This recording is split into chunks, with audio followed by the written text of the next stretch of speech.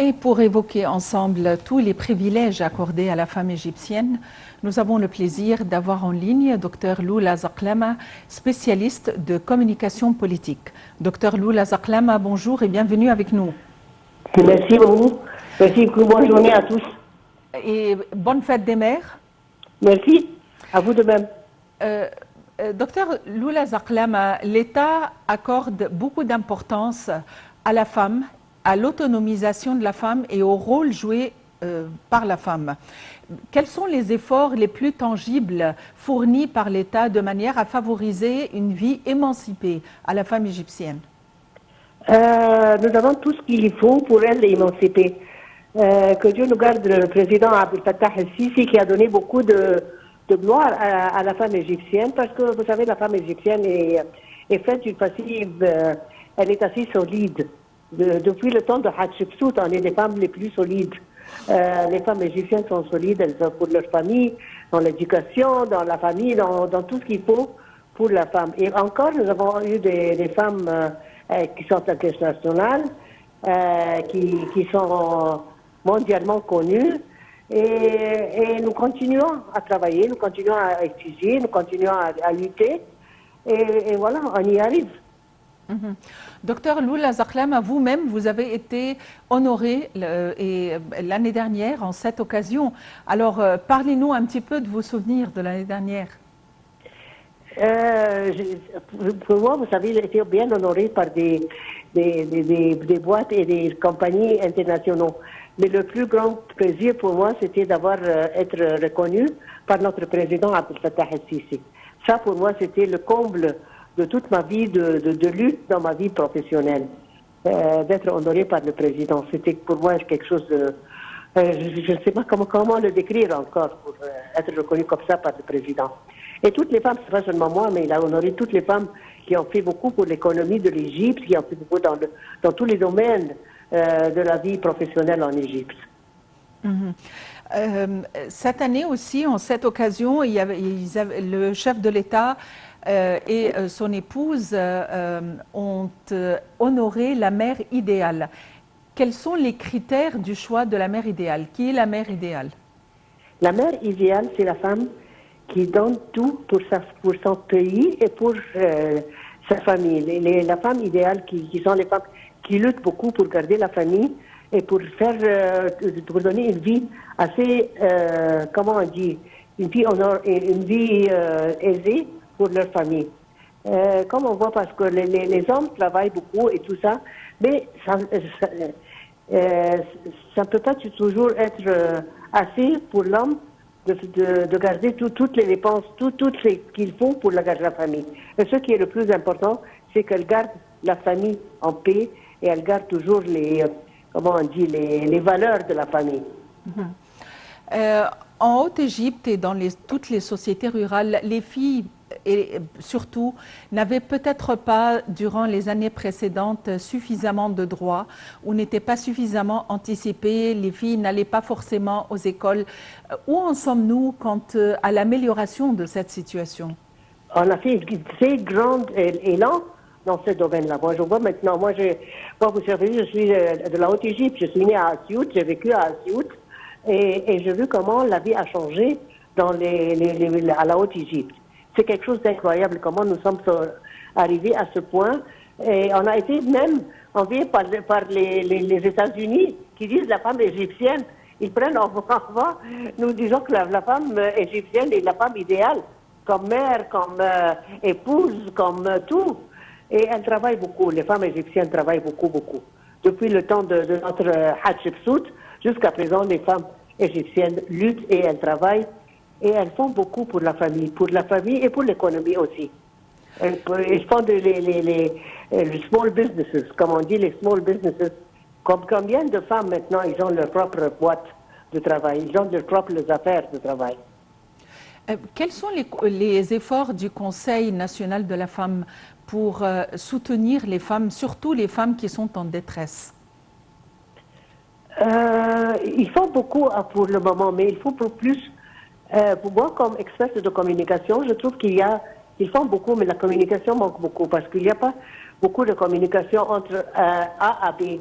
et BAA, c'est-à-dire qu'il faut beaucoup plus en communication. Tout ce qu'ils font, cette association, c'est pas assez dans la communication. L'État encourage les micro-projets, encourage les entrepreneurs en général, mais surtout les femmes qui n'ont pas d'accès au financement, qui n'ont pas d'accès aux banques et qui se trouvent dans des régions éloignées. Et ces femmes ont besoin d'un intermédiaire pour faire circuler leurs produits sur les marchés. Dans quelle mesure l'État accorde des facilités à ces femmes? Ça, c'est une question qui demande beaucoup d'années de travail. C'est-à-dire qu'on ne va pas faire comme un magic wand et ça va être fait. Les femmes travaillent beaucoup, mais ils ont besoin du marketing. Elles n'ont pas idée comment faire leurs produits sur le marché. Mais j'ai vu beaucoup d'associations sociales, des associations qui font beaucoup pour les femmes. Comme par exemple à la Haute-Égypte, ils prennent les tissus qui sont jetés par les usines et ils en font des nappes et des couvertures et tout ça. Elles savent comment faire beaucoup de rien.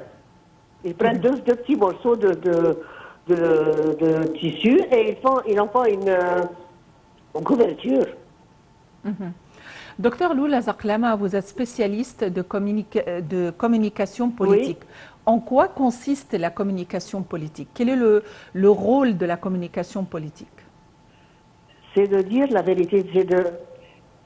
Moi, je ne trouve pas qu'il y a des différences entre la communication politique et la communication business. C'est tout la communication. Il faut communiquer de A à B et de B à A.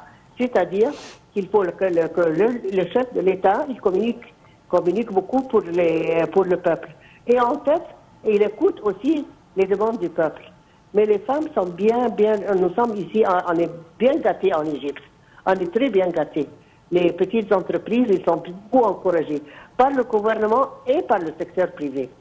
Si vous voyez les choses qui se font à la Haute-Égypte, vous n'avez pas idée comment les filles là-bas travaillent et comment ils vendent leurs produits et comment ils sont indépendantes et c'est elles qui soutiennent la famille. Dans quelle mesure on pourrait faire profiter les femmes, notamment dans les sociétés rurales, de cette modalité de communication pour mieux les intégrer au monde des affaires et au monde de la vie urbaine? Ça, c'est le rôle des médias.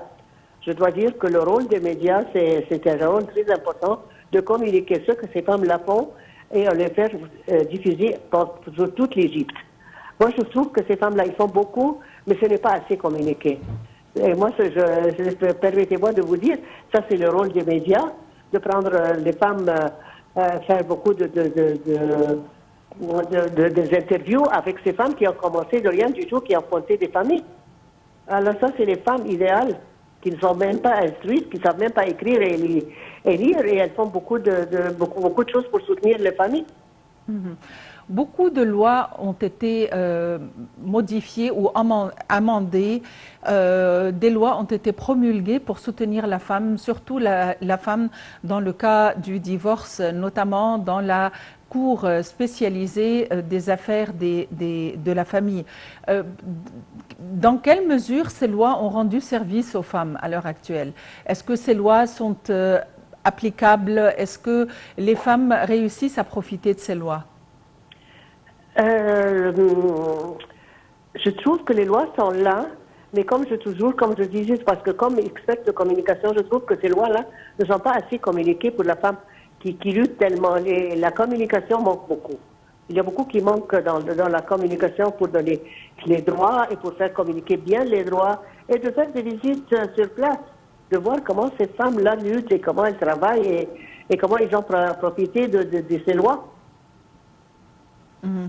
Dans quelle mesure l'Égypte, je sais que vous travaillez avec le secteur gouvernemental, dans quelle mesure votre spécialité, c'est la communication politique ou business, en accord avec ou en concordance avec les efforts de l'État, vous réussissez à mieux expliquer le point de vue de l'Égypte et à mieux expliquer les dossiers égyptiens à l'extérieur ou à l'étranger? Mais je retourne toujours, je veux dire, ça c'est le rôle des médias.